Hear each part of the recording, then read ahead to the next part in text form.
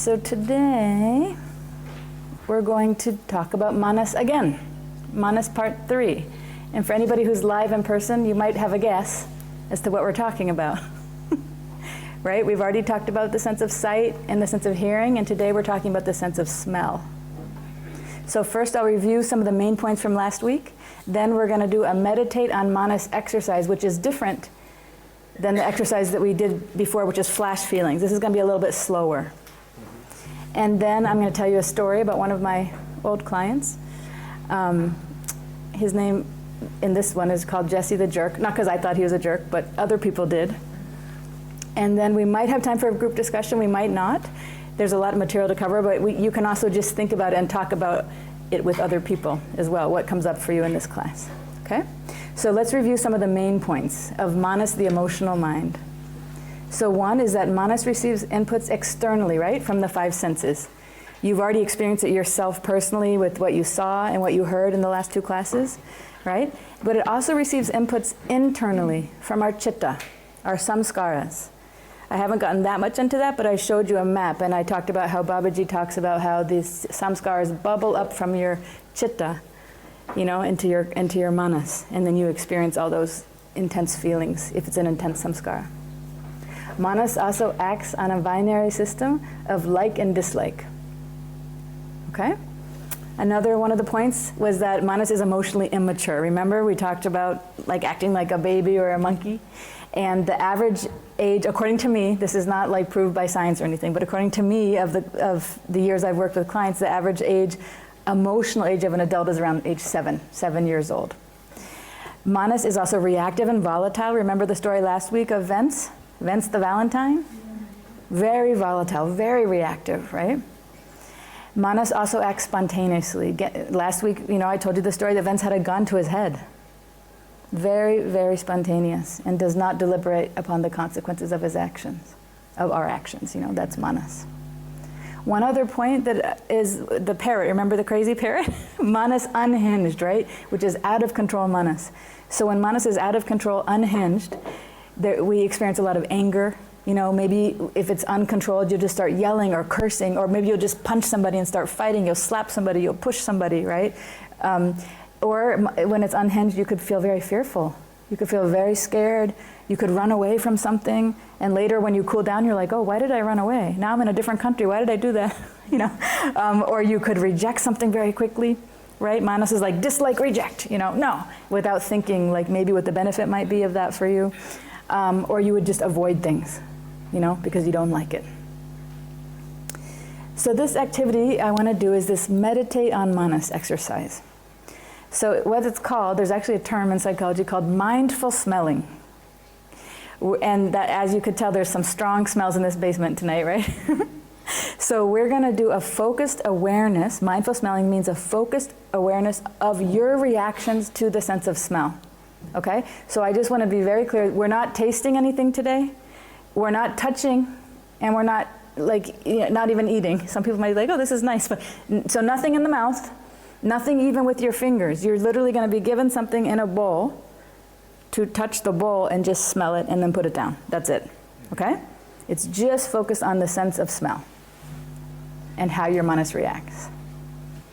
So if you're in the classroom, you're going to have 7 things to smell right away, right off the bat. I'm going to go through the list with you. You all have something here called Meditate on Manas. Does everybody have this? Okay, if you don't have it, if you're watching, just get out a piece of paper and you can write it down. Okay? It's the same thing. So now, Panditji, could you please help? And Narotam, could you help? So you're going to all receive these items now. Okay? So you should have in front of you an essential oil, 1 essential oil, and you're going to receive 6 other items. Okay? And if you're remote and you're watching live, just go to your kitchen or go anywhere you can where you can find things that smell. It doesn't really matter what. We just want to see your reaction, your manas reaction, okay? So some ideas of things you might try would be a cucumber, watermelon. For this group, they're going to be smelling garlic and onion. Also cucumber and watermelon. Something canned, if you have like canned beans or canned corn, something canned would be something different to try.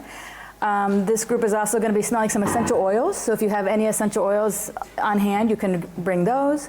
You can smell any fruits or any vegetables. You can smell something fresh, and you can also smell something old. Get something out of your fridge that's 2 days old, maybe, you know? And also, I don't know, it's kind of like a craze, at least in the US, of drinking apple cider vinegar. A lot of people do it. They call it ACV, apple cider vinegar. So we're also going to smell that. If you don't have that, you might want to smell vinegar, just vinegar itself, if you have that in your kitchen.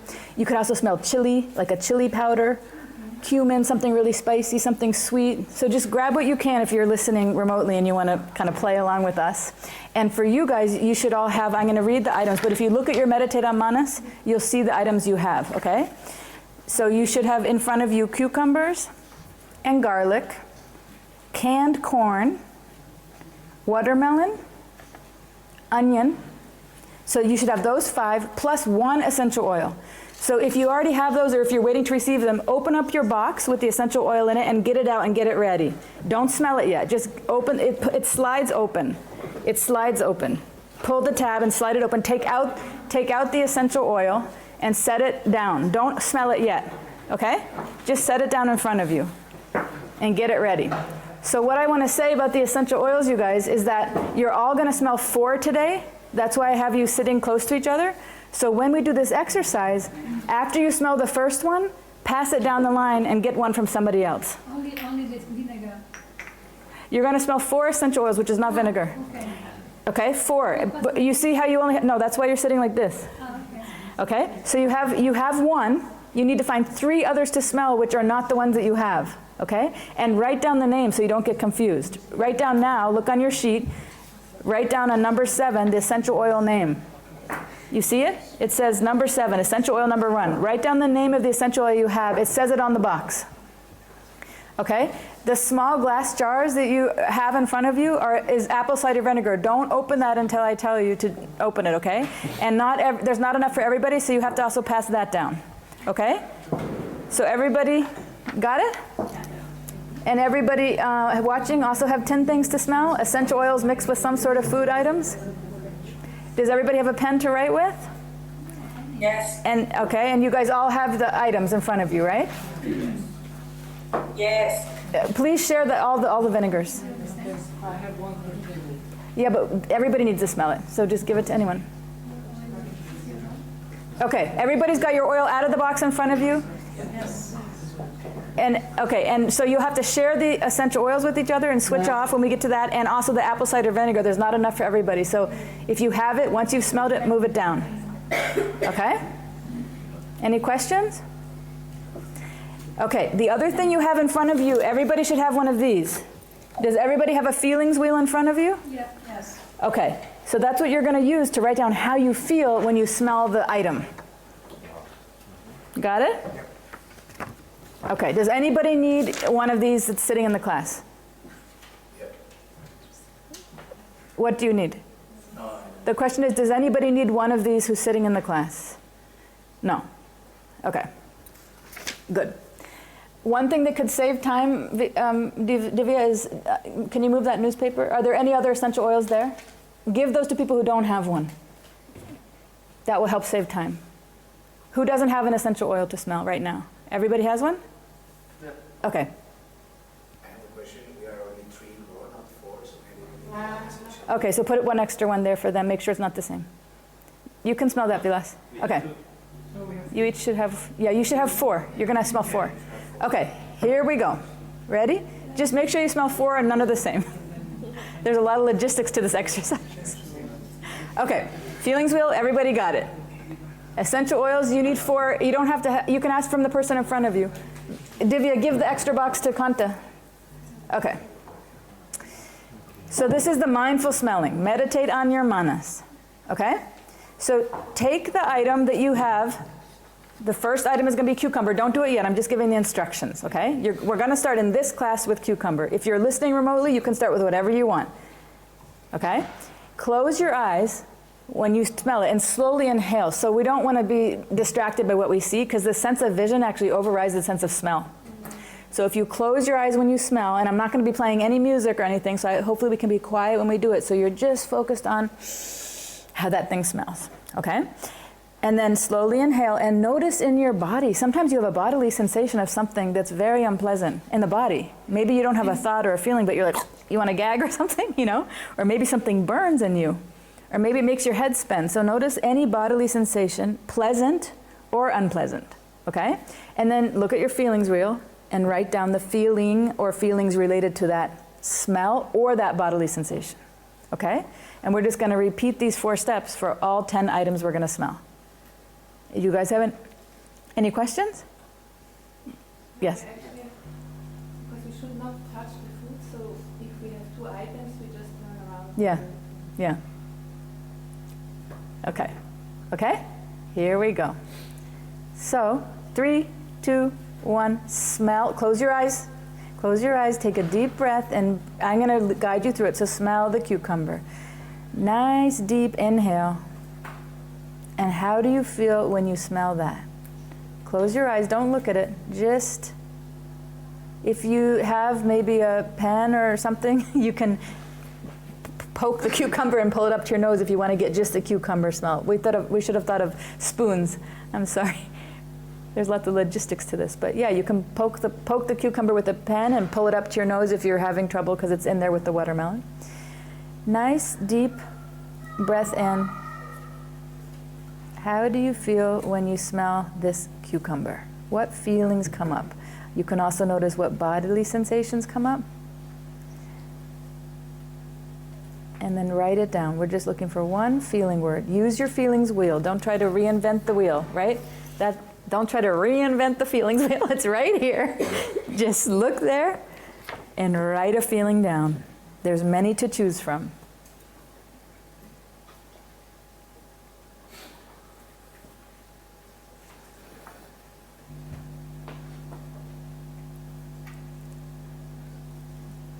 Okay, and remember, it's not a big deliberation, just the first feeling.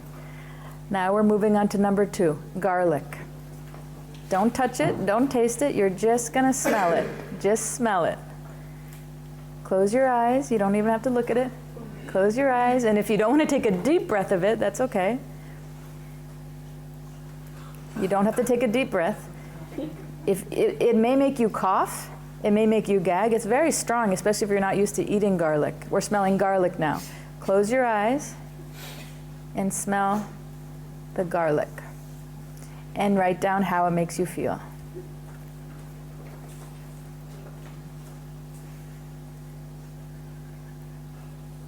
Okay? Got it? Garlic. How does that garlic make you feel? Okay. Move to the third one. If you're listening remotely, just pick your third food, whatever that may be.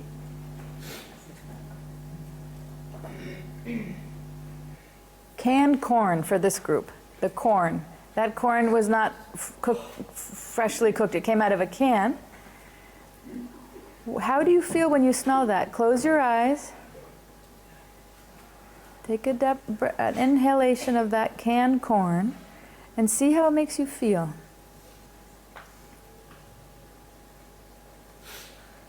How do you feel? Keep your eyes closed. Let your sense of smell dominate. I think something happened here. I lost my screen. It's not sharing anymore. You maybe check if you're in the Wi-Fi called Jiva. Yeah. Yeah.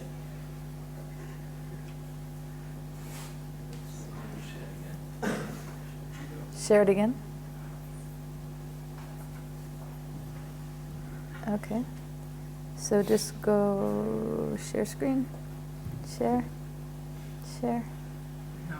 Share. You guys can see okay? Okay. Yes. Okay, thank you. So we're on the canned corn, right? For the group here. And for everybody watching remotely, you're on your third item you're smelling. So let's move to 4. Watermelon. Watermelon. Close your eyes. If you need to poke it with the pen and pull it up to your nose so you don't have to have it mix with the cucumber smell, you can do that. Inhale. What comes up for you when you smell the watermelon? How do you feel when you smell the watermelon?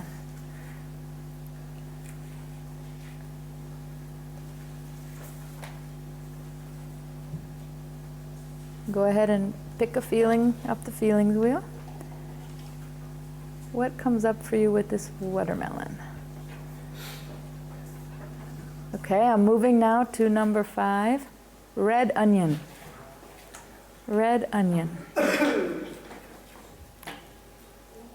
Try not to touch these because it will influence your sense of smell. Okay, so touch the bowl, but don't touch the items. It's the same thing as looking and touching. Then we want to hyper focus on your sense of smell. So ideally you're not touching, you're closing your eyes and you're just putting the bowl right to your nose. Finding it a little bit fast to identify. Do you want me to just skip it? You can just write like or dislike. And then you could fill in the feeling later.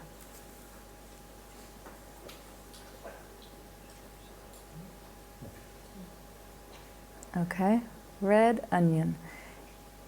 The question was, it's for some people it might be too fast to identify the actual feeling, so you can just write like or dislike. Later you can go through with your feelings wheel and take your time. Okay? Let's move to apple cider vinegar. Now some of you have it, it's in a glass jar. Take a quick whiff of that, close your eyes, quick whiff, and pass it to the next person. Okay? It's very strong. You don't have to screw the cap on, just pass it to the next person. Okay, this is apple cider vinegar. Give it a smell and pass it to the next person. Write down your feelings on the apple cider vinegar.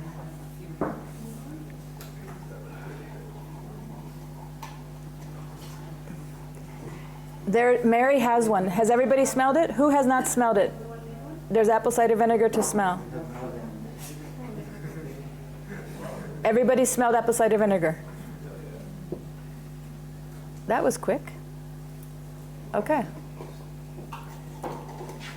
Everybody's got a whiff of the apple cider vinegar. Okay, so now Panditji, can you guys pass all the stuff down? We're done with the smelling this, and Panditji is going to collect it and remove it from the rooms because I know it reeks of garlic and onion. So if you can pass all your dishes down to the end, and Panditji and Divya are going to take them away. Okay? Thank you guys very much. So that's the smelly part done. Okay, so go ahead and pass all that stuff down to the end where Pandi and Divya are. You don't have to condense them. Okay.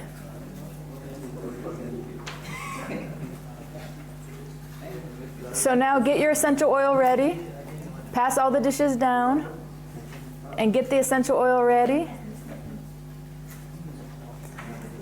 So after you smell the essential oil, you're going to pass it with the box. You don't have to put it away, but pass it with the box to the next person, okay? And just switch around and make sure that you do 4 different ones. So you've written the name down. Pass all the food down. Okay. Divya, you got it? Are there any more food plates around? Any more? Okay. So now we can remove all that stuff out of the basement. The glass jars you can leave here with apple cider vinegar. There should be 10 you put there. Leave those here, Divya. Okay, apple cider vinegar. Any more? Those glass jars? Okay, hold up your hand and give those to Pandit. Okay, all the bad smells are gone, so now we're going to move to essential oils. Maybe we'll get some good smells. So go ahead, take your essential oil. Don't put it on you, just smell it. You open it up and give it a whiff, okay? And think about how you might feel. Then feel if you see any sensation in your body, any feeling at all with that.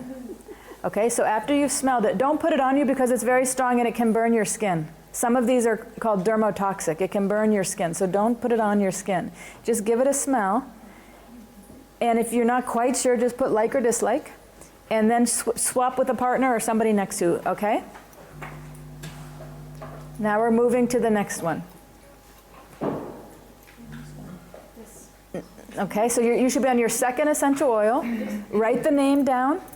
Write the name down on your sheet of the essential oil. And do the same thing. Smell that and see how it makes you feel. It's not really, that much about the exact feeling, because if you're getting slowed down, you might be trying to fixate too much on the exact feeling. You can just write like or dislike.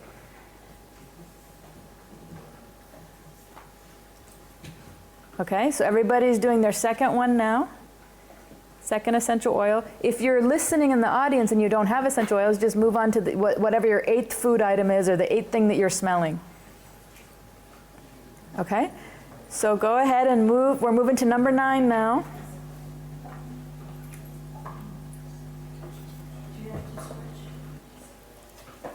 Go ahead and switch with somebody with an oil that you haven't smelled yet, and write the 3rd oil down. The 3rd oil down. Okay? Everybody get a 3rd oil, something you haven't smelled yet, and give that one a whiff and see what you think. If you can close your eyes and take an inhale, that would be the best.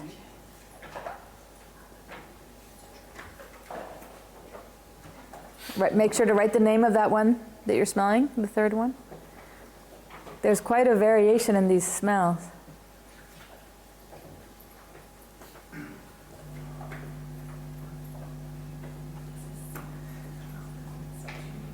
Make sure your oil is still in the box that it came with. Okay, we're moving to the final one.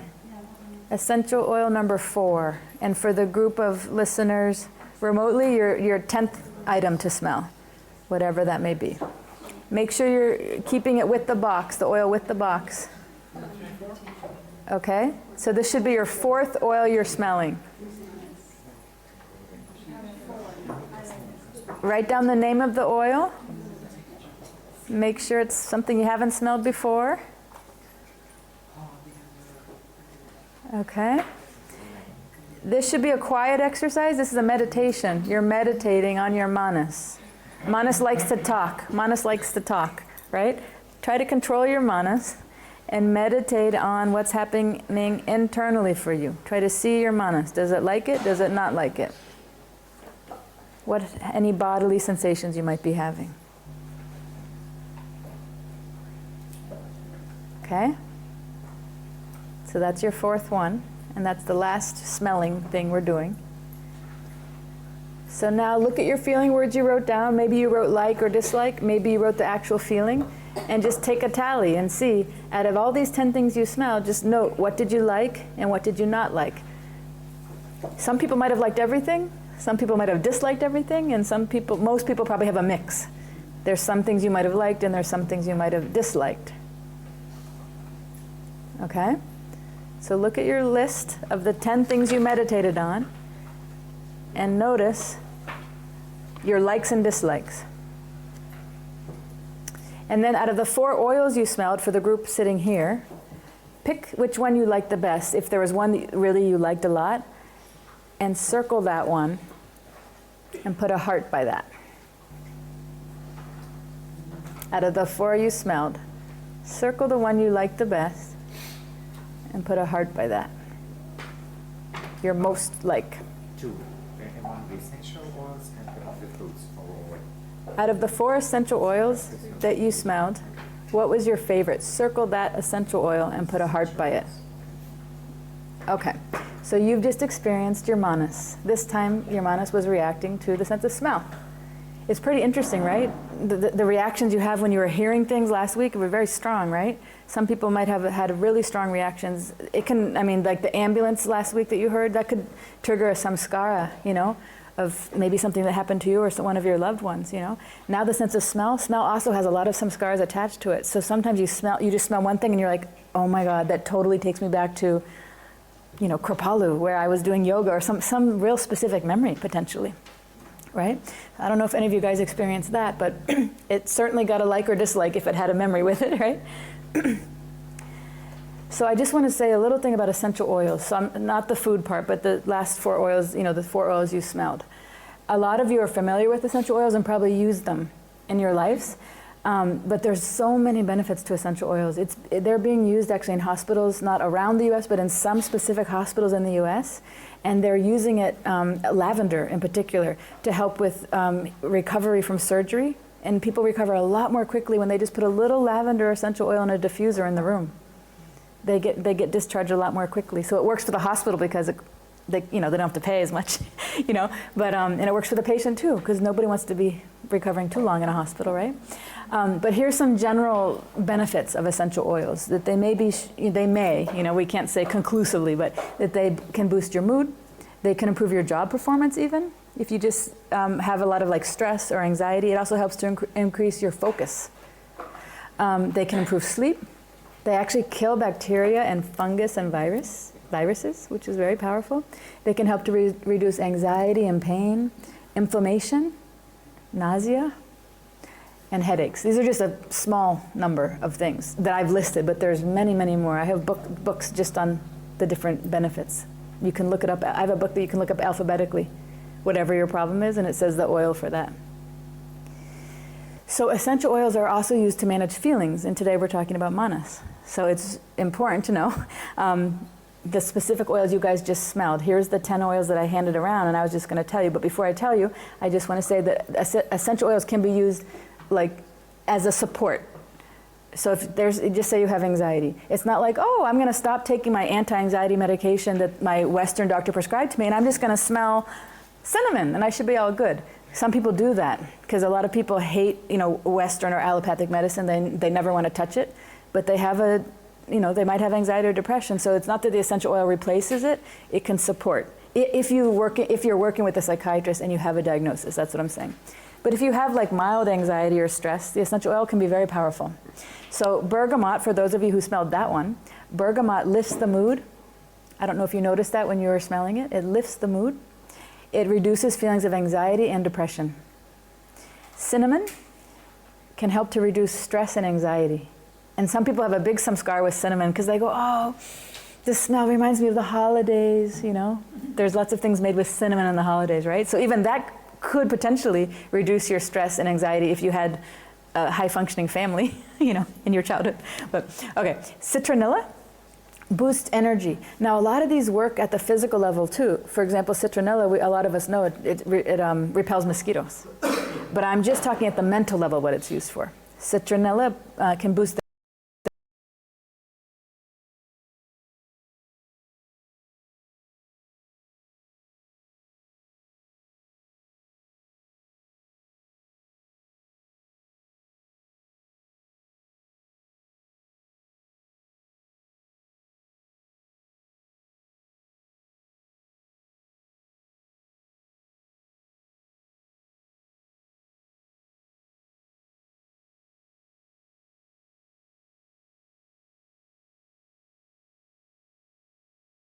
I should go back. Okay. So lemon. I got a particular certification and training for how to use essential oils in my mental health counseling practice. And I remember the lady who was teaching it said, lemon is sunshine in a bottle. Sunshine in a bottle. She said it's very, very, very good for depressive symptoms. It also increases your energy. Lemongrass is known to help reduce stress. Patchouli, for those of you who smelled that one, it has so many benefits. It can help reduce depressive symptoms, stress, anxiety, and also symptoms related to autism and ADHD.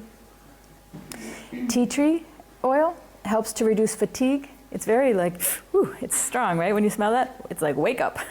Reduces fatigue or fear, stress and anxiety, related to phobias, which is also interesting.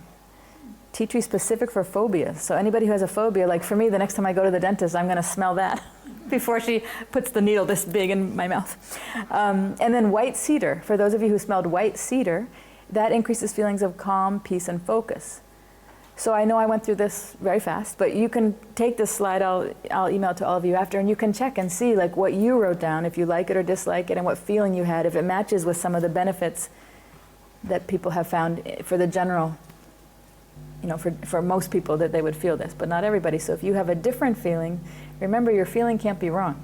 So if you're like, ew, I hated that one, go with that.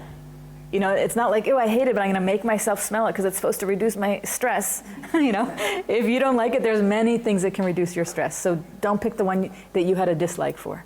Don't force it on yourself, okay? So here's some interesting things about the sense of smell. I don't know if you guys know this, but when you smell something, it acts differently. The sense of smell acts differently than the other four senses. It bypasses a part of your brain, which is like the conscious part or the thinking part of your brain, and it goes right into the emotional part. That's very powerful, and I'll tell you why. Because the sense of smell can quickly, very quickly arouse very strong emotions in you without even realizing it, because there's no thinking, there's no digesting, there's no processing. You just smell something and you act. Same thing with the memories. If you smell something, you know, right away it can trigger a very painful samskara. And you don't even realize it. You might not even realize it's a samskara. You just feel very angry, or you feel very scared, or you feel very sad. So we can be influenced positively and negatively by our sense of smell, and that's important. So when you all came down to the basement, I think you smelled a reeking, disgusting, probably smell of garlic and onions. You're like, wow, you know? So that can affect you negatively, right? Because garlic and onions are rajasic and tamasic. They can make you feel angry and agitated, and we purposely don't eat them as devotees, you know? And then you have a basement reeking of that. But it was to give you the experience of how much it can affect your mind and why we don't eat it, you know? But the sense of smell can also be used positively, in a very positive way, to our advantage, to rapidly subdue a feeling you're having that's one you don't want to be having. If you're feeling very angry or very scared or very sad, very quickly you can smell something. And because it doesn't have to go through the thinking mind, we have to digest and process and deliberate, it can change it very quickly. And that's an interesting way to use the sense of smell in a positive way. So the nose knows. So our sense of smelling is very powerful. And sniffing, you know what sniffing is? Like, you know how dogs do that? Sniffing, right? This is so interesting. You can actually, they've done a lot of studies on this, and you can pick up on other people's emotional state by smelling them. You can tell if somebody smells. You may not be aware of it, but you might be like, I don't want to hang around that person. I'm just getting bad vibes. Because like I said, the sense of smell is not in our awareness. The other four senses have to go through the thinking mind. But you know when you're around someone, you're just like, I'm getting bad vibes. I don't want to be around. They have a bad aura or something. But it also could be the sense of smell. You can smell if somebody's fearful, happy, sad, angry, you know? And you pick up on those subconsciously. So they did some research on this, and what they did is they studied facial movements of volunteers, okay, who had to smell other people's sweaty clothes. They probably were getting paid money to do this. And then they're probably poor, starving college students who needed the $100, you know? So what they did is they had one group of participants, you know, they're probably all wearing like t-shirts, you know, and they had that one group of participants watch scary movies. And then the other group of participants watch very joyful, happy movies. So the scary ones, you know, those people were having a different kind of sweat. And then the happy ones, they were having a different kind of, something came out in the sweat, believe it or not, that the other participants, when they said, here, smell this, they actually could pick up on it. I think it was like 77% of them. They could pick up that there was something, you know, unpleasant about it, and when they would smell it, they would be like that. The people who smelled the shirts of the people who watched the scary movie, they were watching their facial expressions, and they'd be like, and then other people smelled the shirts of people watching like the happy movies, and they were like, oh. To 77% of the people were accurate.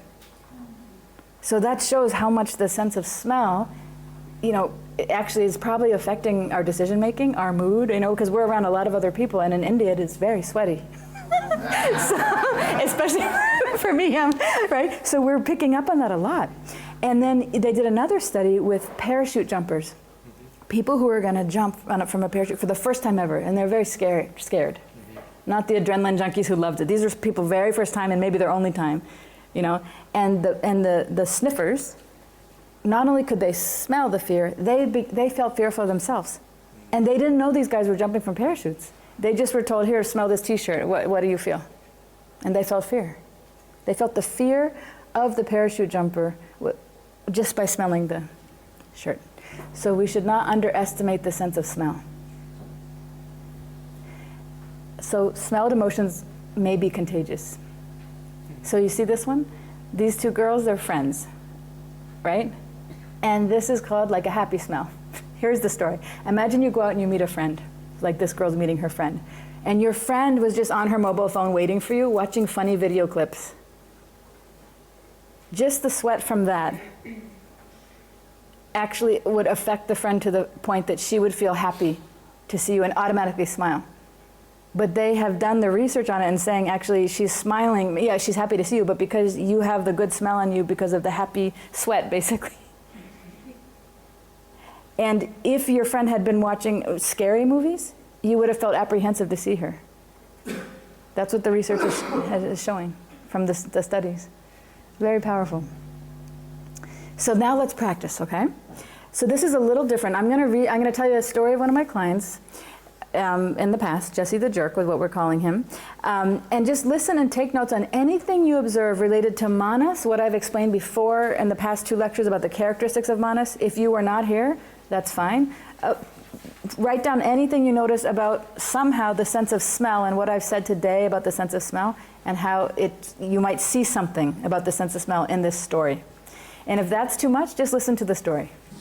Sometimes it's nice to just relax and listen to the story. You don't have to always flex your booty. You can just listen and relax if you want. Okay? So this is the story of Jesse the Jerk. Jesse was a 12-year-old boy, and he was diagnosed with autism and bipolar disorder. He was admitted to the residential psychiatric hospital where I worked, and he was assigned to my caseload. He struggled with very explosive anger and no known trigger. So we had no idea why this kid was like completely having these outbursts. And this psychiatric hospital was residential. It was so sad. So this kid was 12, and I'm getting his intake paperwork, and he's probably going to be there for 6 months. It's not like they're going home. They're like basically locked in this unit. It's like a maximum security prison. You have to like use your little name tag thing with the beeper thing to get through every door, many sets of doors to even go get the kid. It's like very sad. So he was removed from his parents' home and now his grandparents' home due to his anger outbursts. He was abusive to his grandparents, he was abusive to his parents, and he was abusive to his younger siblings and to his family pets. So he was such a danger he couldn't really be around anybody. So now he was locked in at this hospital and he got assigned to me. So before I even got a chance to meet him, I heard my name being called over the loudspeaker. Miss Jessica, report to the Stingray unit immediately. Welcome to life at a psychiatric hospital. So I'm like, oh my God. So you have to run because you don't know what's happening, and usually we have about 10 children each on our caseload. So if one of those kids was trying to kill themselves or trying to hurt themselves or someone else, you were called, no matter what you were doing. You have to drop everything. So I'm like sprinting down, and I'll never forget the sound of my keys, because it was so traumatic actually and stressful every time, So I remember the sound of my keys hitting and jingling as I was like running down to the Stingray unit. The Stingray unit was the name of the unit for teenage boys. And they were, the unit smelled like sweat, urine, and dirty socks. To me. I was particularly sensitive to it, I think also because I grew up in a house with girls and we all liked like lotions and essential oils and perfumes. I have 3 sisters, no boys, and my mom, and the house always smelled like that, So it was very strong for me to be in a boys' unit. I didn't have any brothers, I didn't have any men around like that, so I was like, whoo, whenever I'd go in there, So it smelled like that. And these boys were teenage boys, so I don't know what they're normally like, because I didn't grow up with them, but they were fighting all the time and aggressive and always doing something like pushing and fighting and yelling, and it was loud and smelly and difficult to go on that unit. And I was actually scared to go on that unit. We got training actually as therapists. There's about 15 of us, and they put us through a training on how to deal with like those boys or residents that live there when they would get aggressive, And they would make fun of me because I would just like duck. I didn't want to pin them down. So eventually they just assigned me to all like teenage girls with depression basically, or, borderline personality disorder, something where they're not going to beat me up, and it's like I can just be soft with them. But some of the people were really good with fighting back, but that wasn't my thing. So I was also shocked when I saw that I got this Jesse. because I was like, I've never, okay, a teenage boy with explosive anger. I'm like, oh my God. So I was scared to go on that unit. So anyway, I was running down the hall as fast as I could to respond to this emergency call. And when I arrived on the Stingray unit, the nurses were frantic. And they brought me over to a brick wall inside the unit where Jesse was running full speed towards the wall and beating his head off of the wall. And he would smash his head and his fist on the wall. And now, don't forget, I've never seen this. I've never seen him before. This is my introduction to Jesse. And then he would make this very loud grunting animal sound. He'd be like the Hulk, It was very strong. So I was like frozen. I'd never seen anything like that.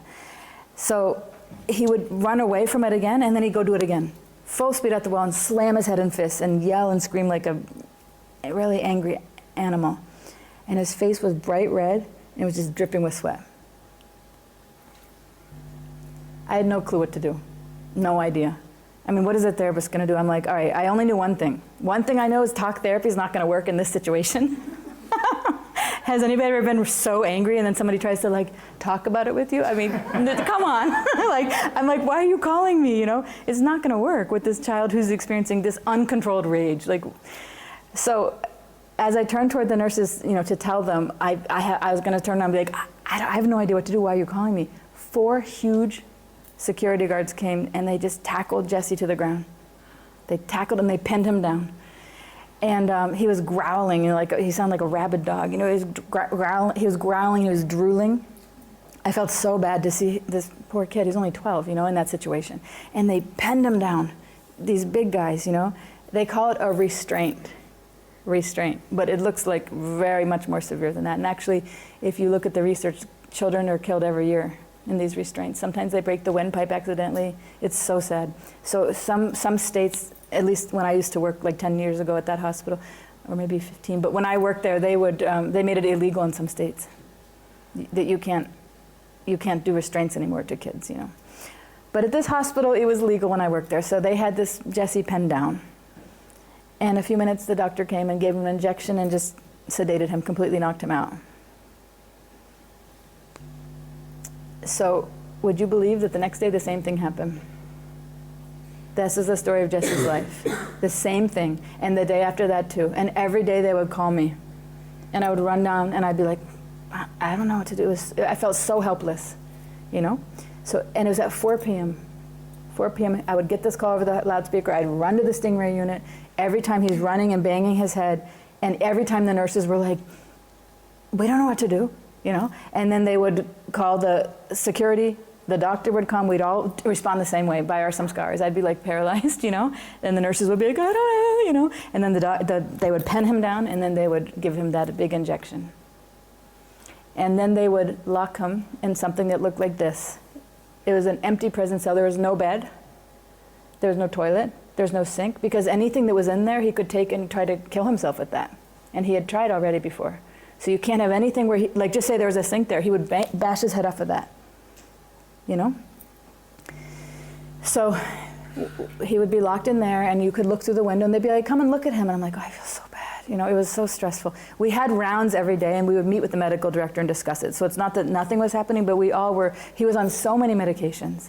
The buck had stopped here. I mean, they had tried so many things. He had so many therapists, so many different things, and we didn't know what to do. We were trying. So when he would regain consciousness, they would release him, and he'd do the same thing the next day. He wasn't even allowed off the unit for some time because he was so aggressive. They were like, what if he does that to you in your room? So I'd go meet him, and he'd be like, I don't know. And I'd be like, all right, I don't know. It was really hard. But on the 4th day, I had planned a meeting with Jesse's grandmother, who came in. We were going to discuss his case. The meeting was at 12 o'clock noon, which was the lunchtime. And they said, oh, Jesse's emotionally stable now, because it always happens at 4. It's noon. He's emotionally stable. So the medical director told me in the rounds, bring Jesse to your room with the grandmother, because he's stable. You can sit in there with her. And so we were waiting for the grandmother. She was late. So I said, Jesse, I went and got him at the cafeteria. I said, just bring your lunch tray. So he had his lunch tray, which looked kind of like this. He had a very plain burger. And then he had peas and carrots, but he had separated out all the peas. He was picking them out one by one. So I realized something very interesting about Jesse. I was surprised to see he ate all the carrots, but he had picked those peas out one by one, and each time he touched a pea, he would make this very exaggerated, like disgusted face, and he'd be like, like really, I'm like, is he kidding? I thought he was like joking, but he wasn't. Every time he touched the pea, he would do that. And I asked him, what's wrong, Jesse? What's wrong with these peas? And he said, I hate the smell of them. I hate the smell. And to me, I don't think peas smell that strong. I don't know we all just smelled garlic and onions and it's really strong vinegar, right? But peas, they seem pretty mild to me, but he hated them so much. So it turns out Jesse had a very sensitive sense of smell. And at the time I was, actually doing my clinical hours there for my licensure. So it's not that I was an expert on what was going on with Jesse. Even though I knew he was autistic, I didn't know that actually that's a feature of autism. It's pretty well known. In autism, you have a heightened sense of smell. So at 4 p.m. that day, when I got my usual call to run down to the Stingray unit, I had my secret weapon. I came with my Vicks Vapor Rub. Tiger Balm, something like that. Very strong peppermint kind of eucalyptus smell. I said, let's try it. He has a sensitive sense of smell. We've tried everything else. What the hell? So I brought that balm with me, with that potent scent of smell. It made my eyes water. So I'm thinking, all right, Jesse's sensitive. Let's see what it does to his eyes, So if I'm that sensitive, let's see how he's going to respond. So the nurses, they looked at me the same way that they did all the other days. They're helpless and they're desperate. They didn't have any answer. And I gave the nurse the Vicks Vapor Rub. That's what it's called in the US. I think here it's called Tiger Balm. I gave it and I said, here, you put that under his nose. The cool thing about working at a place like this is they're open to try anything because we're all so desperate to help these kids. By the time they're here, they've been through so many different doctors and so many different tries of everything that they're quite open to. So I'm like, try the Vicks Vapor Rub. They're like, okay, please just, So Jesse smelled it and immediately calmed down. They put it under his nose and it immediately went, shh. It was faster than the injection. He didn't need any pen down, nothing. His mood changed instantly. He innocently smiled and he said, that smells good. We sat there with him and he continued to smell it. His eyes were watering. And he said, this stuff is strong. It makes me cry. But I'm not really crying, Miss Jessica. I said, oh no, Jesse, I know you're super strong. You're a tough guy. You're not crying. And he laughed and he said, yes, I am. And he went like that. So that's the story. Sense of smell. So what did you guys notice about the sense of smell? What did you notice in this story? Anything in particular about what I was saying in the talk about the sense of smell that you noticed played out in this story? Jessica, may I talk? Yes, Bhadra, please. Haribol. Haribol. Thanks, everybody. Haribol. Yeah. Well, I noticed first of all that you associated the stingray unit with the smell like sweat, urine, and dirty socks, and you didn't really like it. Yes, dislike. Regarding the smell. Yeah. And that generated you feelings of maybe fear, disgusted, this kind of thing. Yes. Then, when you observed that Jesse had his tray of food and he was separating the peas from the carrots, and you asked why he was doing that, and he said, I don't like the smell of the peas. Yeah. Then you discover how Jesse has this very strong sense of smell, and that's where you found a remedy for his anger outburst by bringing the Tiger Balm, which is the opposite. It created the opposite reaction of calming and changing his frame of mind. Good, very good, Bhadra. You caught a lot of it. Thank you. Good job. Yeah.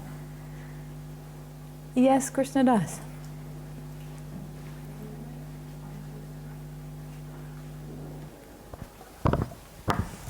Well, I was thinking about the like what was the root of his anger against his grandparents, young siblings, and family pets. And the common thing about all of them is that they don't smell good. I mean, sorry to say that. That's a subtle point. Yeah, of course, because the old people have certain smell that comes naturally from their skin, which is different from the younger people, and this can be perceived if you have like deep sense of smell. Younger than him that have 12, there are childs, and these childs sometimes make pee, sometimes they don't take bath, maybe and dirty all diapers. and other things like the pets. Like a dog. So of course the pets Very also good. have this bad smell. So probably he's aggressive to them. He was just trying to remove this smell from them, and that's why he seems aggressive to them. But probably he was just trying to remove this thing from around him because he is hypersensible to that. Yeah. Half of it I agree with, that they might the dog and maybe the child had a bad sense of smell. I wouldn't categorize all old people to have a bad sense of smell. And he had some pretty serious diagnoses, bipolar disorder and autism, so it's not just that he was trying to remove the sense of smell. There's a lot more going on, mentally with him. It could be that aggravated him because he didn't like the smell, though. That's the good point. Yeah, that's what I was thinking, that probably this sense Aggravated, aggravated, Yeah, probably, very this good. condition, yeah. Okay. Anything else you noticed in this story that related to the sense of smell? Yes, Vilas. The smell bypassed the rational mind Yes. and instantly changed his mood. Yes, very good. It certainly did do that, didn't it? Yes, Kamala, you have the mic? Okay. I don't know if he's okay, but I couldn't tell him anything.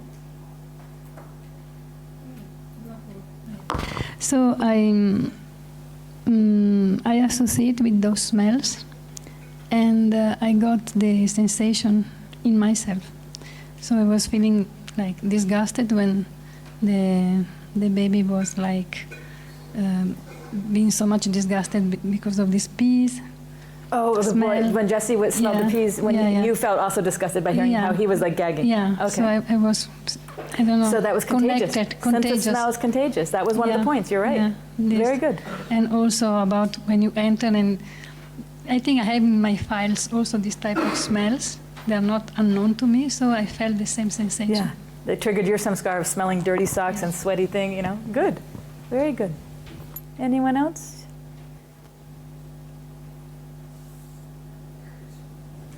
Okay, so I'm going to wrap up by just saying the end of this story turned out really nicely. So oops, I don't know what's happening, sorry. That story kind of got out because Jesse was a really difficult case. And so my supervisor heard about what happened. And she said, whoa, we should try this with some of the other, you have your other your 9 patients. Try it with some of them. So I tried and it started working. For all different kind of things, anxiety, depression, OCD, all different kind of things. So we got a lot of success with different essential oils, no more Tiger Balm, but I purchased essential oils for the kids, and we started getting breakthroughs. And then they had me present it at the hospital. And they said, well, we shouldn't be giving them glass bottles because a lot of them are suicidal, or when they get angry, they'll take it and cut themselves. So put it on a little cotton ball and give them a little plastic baggie and put it in there. Let them pick the oil they want and just do it each day. They had to meet with me every day because there were extreme cases. So every day they'd meet and we'd put the oil in a cotton ball and they would use it to smell. And so then all the other kids started saying, what are you doing? And they said, oh, I'm with Miss Jessica and she gives me essential oils. So now, then my supervisor said, can you train the whole hospital? So I did a training for 15 therapists who had 10 kids each. So this hospital, when you would walk in it smelled like really good, really good, And then I trained all the therapists as well, for them personally. So now the therapists were all using it themselves. And I found a company that got into our story, so they sponsored us. They gave us essential oils, they gave us diffusers, and I did all the training. And the best part of the story is, this was all before I met Babaji and came to Bhakti Yoga, but when I met Babaji, I was still kind of working with them and training them from here. And Babaji came. I brought him to that hospital. He came to that hospital. He met the people that I trained, the therapists. He saw the places that I worked. He saw the hallway I would run down. And also, if any of you have read my book, I talk about these kids in one of the chapters. And so that's the place that I brought Babaji. So it comes full circle back to, he actually connected with these kids and he wrote them stories. They wrote to Babaji and asked, what's love? What is love? Because most of them had pretty much all been abused. And he wrote back and answered and taught them what is love. So it all started with Jesse and banging his head off the wall, and that's the full circle ending. And so the final thing I want to say is that for the essential oil that you circled and put a heart by, you can keep that one. That's a gift from me to you. So you can just check the one that you like and keep that one. And if you don't have it in front of you, find the person who has it, and I have a few extras here. Okay? So thank you guys very much. Haribo. Radhe, Radhe. Thank you. Thank you guys.